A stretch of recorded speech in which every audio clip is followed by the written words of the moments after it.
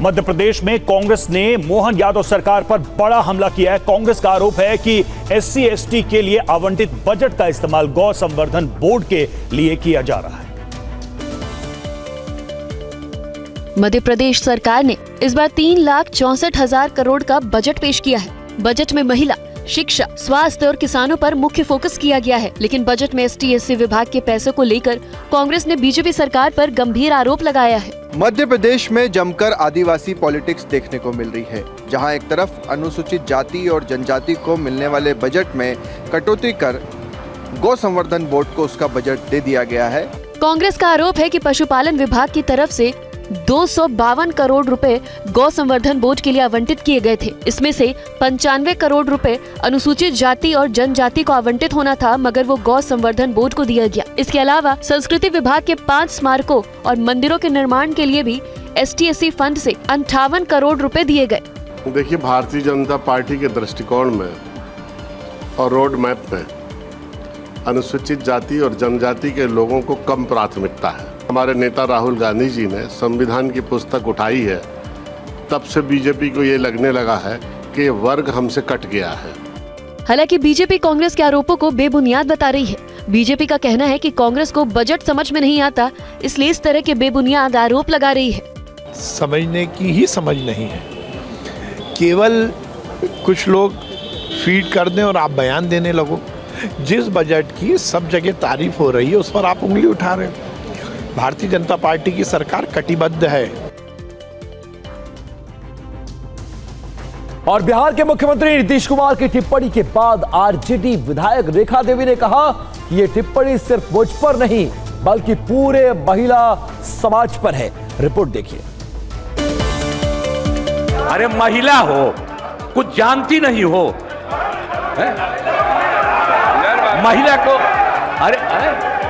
अरे बोल रही है, कहां से आते? इन लोगों के साथ जो हैं, ये लोग कोई महिला को आगे बढ़ाया था?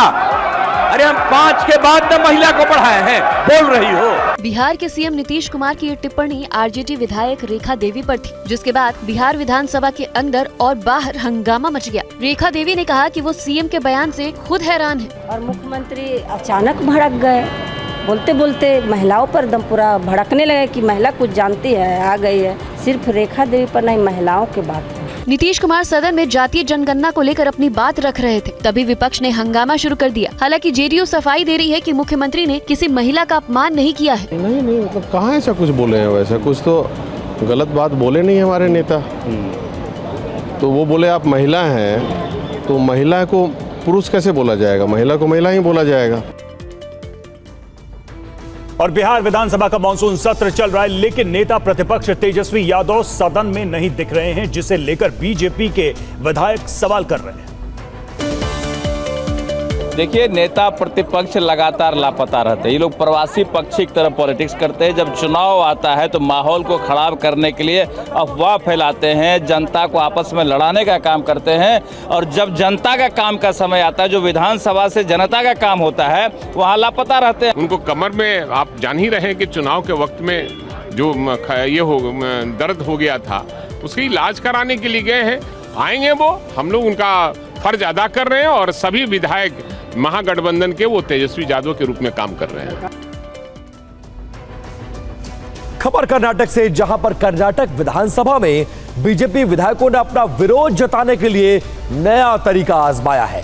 विपक्ष सदन में जमीन आवंटन से जुड़े मुद्दे पर बहस चाहता था, लेकिन जब सरकार इसके लिए तैयार नहीं हुई तो क्या हुआ, इस रिपोर्ट में देखिए। कर्नाटक में जमीन फर्जीवाड़े की सदन में चर्चा करने की इजाजत नहीं मिलने पर बीजेपी विधायकों ने विरोध का अलग तरीका अपनाया है। बीजेपी विधायकों ने सदन के अंदर ही रात गुजारने का फैसला लिया और बोरिया बिस्तर लेकर विधानसभा पहुंच गए। विधायक और पार्षद रात होते ही विधानसभा पहुंच गए और जिसे जहां जगह मिली वो वहां सो गया। कर्नाटक बीजेपी ने जमीन फर्जीवाड़े का आरोप लगाया था। मैसूर शहरी विकास प्राधिकरण पर जमीन आवंटित करने में फर्जीवाड़े का आरोप था। सरकार ने सदन में चर्चा की इजाजत नहीं दी तो बीजेपी ने सदन में ही दिन रात धरने का ऐलान कर दिया। भूखंड पाने वालों में CM सिद्धारमैया की पत्नी पार्वती भी शामिल है। बीजेपी का आरोप है कि यह 4000 करोड़ रुपए का घोटाला है, जिसमें दलितों की 1 लाख वर्ग फुट से अधिक जमीन लूट ली गई और करीब 5000 से अधिक भूखंड अवैध रूप से आवंटित किए गए। विपक्ष इस मुद्दे पर स्थगन प्रस्ताव की मांग कर रही थी, लेकिन विधानसभा अध्यक्ष ने इजाजत नहीं दी। विपक्ष की दलील थी कि जमीन आवंटन में संदेह की सुई राज्य के सबसे महत्वपूर्ण व्यक्ति के परिवार की ओर इशारा कर रही है और ऐसे में चर्चा होनी चाहिए।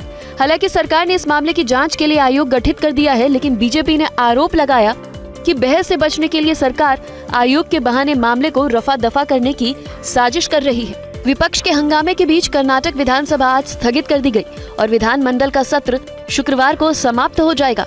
अब देखना होगा कि सदन के बाहर बीजेपी इस मुद्दे को कहां तक ले जाती है।